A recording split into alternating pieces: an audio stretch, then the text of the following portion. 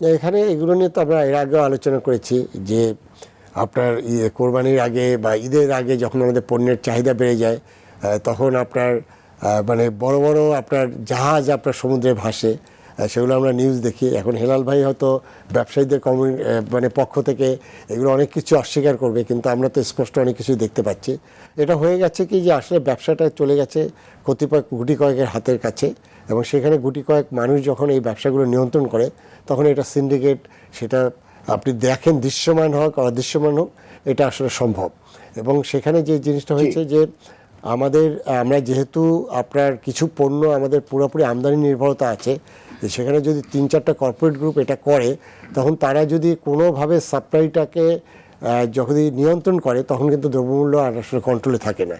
তখন সরকার বাধ্য হয় তাদের সাথে বসে তার নেগোসিয়েশন করে একটা পর্যায়ে আসে।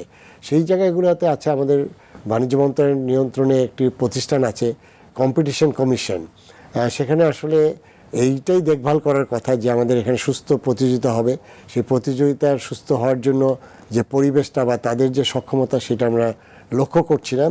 আরেকটি জায়গা আছে যে সিন্ডিকেট, যে আমি 4-5টা কর্পোরেট গ্রুপের কথা বললাম, কিন্তু আপনার অন্য পণ্যের ক্ষেত্রে যেমন চালের ক্ষেত্রে দেখেন আমাদের দেশে উৎপাদিত চাল হঠাৎ করে যে দামগুলো বেড়ে গেল, এখানে তো নতুন করে এখানে ডলারের বিষয় নাই বা নতুন করে উৎপাদন খরচও নাই।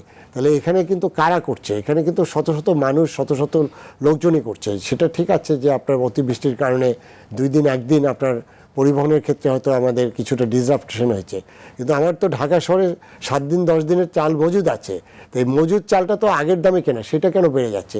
তো এগুলো আসলে হয়েছে কিন্তু একটা আমাদের মধ্যে সব কিছুর মধ্যেই আসলে অতি মুনাফা